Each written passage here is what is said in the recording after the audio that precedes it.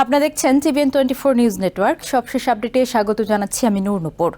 ইরানের সঙ্গে সুইজারল্যান্ডে উচ্চ পর্যায়ের আলোচনার পর দীর্ঘদিনের কঠোর অবস্থান থেকে সরে এসে দেশটির উপর আরোপিত তেল নিষেধাজ্ঞা সাময়িকভাবে শিথিল করেছে ট্রাম্প প্রশাসন। 60 দিনের এই ছাড়ের ফলে নির্দিষ্ট শর্তে আন্তর্জাতিক বাজারে ইরানি তেল কেনাবেচার সুযোগ তৈরি হবে। ওয়াশিংটনের দাবি, ইরানের পরমাণু কর্মসূচি নিয়ন্ত্রণ, হরমুজ প্রণালীতে নিরাপদ জাহাজ চলাচল নিশ্চিত এবং মধ্যপ্রাচ্যে উত্তেজনা কমানোর লক্ষ্যে আলোচনায় উল্লেখযোগ্য অগ্রগতি হয়েছে। তবে তেহরান বলছে, পরমাণু পরিদর্শন নিয়ে নতুন কোনো প্রতিশ্রুতি দেয়নি তারা। সুইজারল্যান্ডের বার্গেনস্টক রিসোর্টে আমেরিকা ও ইরানের মধ্যে অনুষ্ঠিত এই আলোচনায় মধ্যস্থতা করে কাতার ও পাকিস্তান। দীর্ঘদিনের বৈরিতার পর দুই দেশের উচ্চ পর্যায়ের প্রতিনিধিদের একই আলোচনায় বসাকে কূটনৈতিক অগ্রগতি হিসেবে দেখছেন বিশ্লেষকরা। ট্রেজারি সেক্রেটারি স্কট বেসেন্ট জানান, চলমান ফলপ্রসূ আলোচনার অংশ হিসেবেই ইরানের তেল খাতে 60 দিনের জন্য নিষেধাজ্ঞা ছাড় দেওয়া হয়েছে। নতুন অনুমোদনের ফলে ইরানি তেলের উৎপাদন, পরিবহন ও বিক্রির ক্ষেত্রে কিছু বিধিনিষেধ সাময়িকভাবে তুলে নেওয়া হবে। দীর্ঘদিন ধরে আমেরিকার নিষেধাজ্ঞার কারণে আন্তর্জাতিক বাজারে বড় ধরনের চাপে ছিল ইরানের তেল শিল্প। অনেক ক্রেতা আমেরিকার নিষেধাজ্ঞার ঝুঁকি এড়াতে ইরানি তেল কেনা থেকে বিরত ছিল। ফলে কম দামে সীমিত ক্রেতাদের কাছে তেল বিক্রি করতে বাধ্য হচ্ছিল তেহরান। নতুন ছাড় দেশটির অর্থনীতিতে সাময়িক স্বস্তি দিতে পারে বলে মনে করা হচ্ছে। আলোচনায় আমেরিকান প্রতিনিধি দলের নেতৃত্ব দেয়া ভাইস প্রেসিডেন্ট জেডি ভ্যান্স দাবি করেন, ইরান আন্তর্জাতিক পরমাণু শক্তি সংস্থা IAEA এর পরিদর্শকদের দেশটির পরমাণু স্থাপনাগুলো পরিদর্শনের সুযোগ দিতে রাজি হয়েছে। তিনি এটিকে আমেরিকান জনগণের জন্য একটি বড় অর্জন এবং ইরানের সম্ভাব্য পরমাণু অস্ত্র কর্মসূচি স্থায়ীভাবে বন্ধের প্রথম পদক্ষেপ হিসেবে বর্ণনা করেন। প্রেসিডেন্ট ডোনাল্ড ট্রাম্পও দাবি করেছেন, দীর্ঘমেয়াদে পরমাণু স্বচ্ছতা নিশ্চিত করতে বড় ধরনের পরিদর্শন ব্যবস্থায় রাজি হবে ইরান। তার মতে, ভবিষ্যতে ইরানের পরমাণু কার্যক্রম নিয়ে আন্তর্জাতিক সম্প্রদায়ের উদ্বেগ দূর করতে এই ব্যবস্থা গুরুত্বপূর্ণ ভূমিকা রাখবে।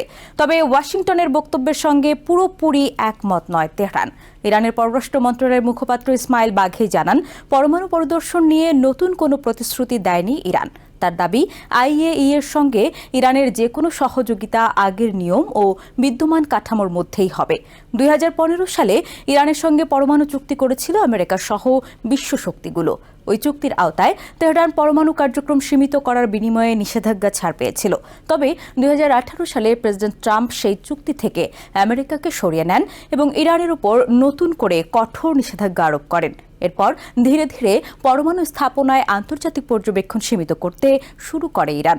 পরবর্তীতে ইসরায়েল ও আমেরিকার হামলার পর IAEA পরিদর্শকদের প্রবেশ আরও সীমিত করে তেহরান। ইরানের উচ্চ মাত্রায় সমৃদ্ধ ইউরেনিয়ামের মজুত নিয়েও এখনও অনিশ্চয়তা রয়েছে। তেহরানের দাবি, সাম্প্রতিক হামলায় কিছু উপাদান ধ্বংস হয়েছে। তবে আন্তর্জাতিক পর্যবেক্ষকরা বিষয়টি যাচাইয়ের উপর গুরুত্ব দিচ্ছেন। সুইজারল্যান্ডের আলোচনায় শুধু পরমাণু ইস্যু নয়, গুরুত্ব পেয়েছে হরমুজ প্রণালীর নিরাপত্তাও। বিশ্বের অন্যতম গুরুত্বপূর্ণ এই তেল পরিবহন পথ নিয়ে সাম্প্রতিক উত্তেজনার পর দুই পক্ষ নতুন যোগাযোগ ব্যবস্থা তৈরিতে সম্মত হয়েছে বলে জানিয়েছে ওয়াশিংটন। ভ্যান্স জানান, হরমুজ প্রণালীতে অবাধ ও নিরাপদ জাহাজ চলাচল নিশ্চিত করা আমেরিকার অন্যতম প্রধান লক্ষ্য ছিল। তার দাবি, আলোচনার পর এই গুরুত্বপূর্ণ নৌপথে স্থিতিশীলতা ফেরানোর বিষয়ে ইতিবাচক অগ্রগতি হয়েছে। লেবানন পরিস্থিতি নিয়েও আলোচনা হয়েছে বৈঠকে। ইসরায়েল ও ইরান সমর্থিত হিজবুল্লাহর মধ্যে নতুন করে সংঘাত যেন ছড়িয়ে না পড়ে, সেজন্য একটি যোগাযোগ কাঠামো তৈরির কথা জানিয়েছে আমেরিকা। ভ্যান্স বলেন, এটি এখনও চলমান একটি প্রক্রিয়া, তবে ভবিষ্যতে পরিস্থিতি নিয়ন্ত্রণের বাইরে চলে যাওয়া ঠেকাতে এই উদ্যোগ সহায়ক হবে। এদিকে ইরানের বিদেশে আটকে থাকা প্রায় $24 বিলিয়ন সম্পদ ছাড়ের বিষয়ে আলোচনা হয়েছে। ইরানের কর্মকর্তারা দাবি করেছেন, সম্পদ ফেরত পাওয়ার প্রক্রিয়া শুরু করতে প্রয়োজনীয় সমঝোতা হয়েছে। তবে আমেরিকা এখনও অর্থ ছাড়ের বিষয়ে চূড়ান্ত সিদ্ধান্ত জানায়নি।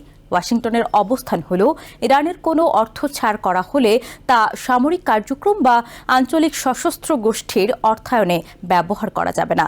ভ্যান্স জানান, ছাড় পাওয়া অর্থ মানবিক কাজে ব্যবহার করতে হবে। বিশেষ করে খাদ্য আমদানির ক্ষেত্রে এই অর্থ ব্যবহারের কথা বলা হয়েছে। তিনি দাবি করেন, ইরানি জনগণের প্রয়োজন মেটানোর পাশাপাশি আমেরিকান কৃষকরাও এতে লাভবান হতে পারেন। এই প্রক্রিয়া আমেরিকা ও কাতারের তত্ত্বাবধানে পরিচালিত হতে পারে বলেও জানিয়েছেন তিনি। অন্যদিকে ইরানের প্রধান আলোচক মোহাম্মদ বাঘের গালিভাব জানিয়েছেন, আলোচনা অব্যাহত থাকবে, তবে যে কোনো চূড়ান্ত সমঝোতার জন্য আঞ্চলিক স্থিতিশীলতা এবং সংশ্লিষ্ট দেশগুলোর সার্বভৌমত্ব নিশ্চিত করতে হবে। সুইজারল্যান্ড ছাড়ার আগে ভ্যান্স জানান, আমেরিকা ও ইরানের কিছু কর্মকর্তা সেখানে থেকে প্রযুক্তিগত আলোচনা চালিয়ে যাবেন। আগামী 60 দিনের মধ্যে একটি চূড়ান্ত সমঝোতায় পৌঁছানোর লক্ষ্য রয়েছে দুই পক্ষের। তবে নিষেধাজ্ঞা ছাড়ের পরও ইরানের ইউরেনিয়াম সমৃদ্ধকরণের অধিকার, ভবিষ্যৎ পরমাণু কার্যক্রম, হরমুজ প্রণালীর ব্যবস্থাপনা এবং মধ্যপ্রাচ্যে প্রভাব বিস্তার নিয়ে দুই দেশের মধ্যে বড় ধরনের মতপার্থক্য এখনও রয়ে গেছে।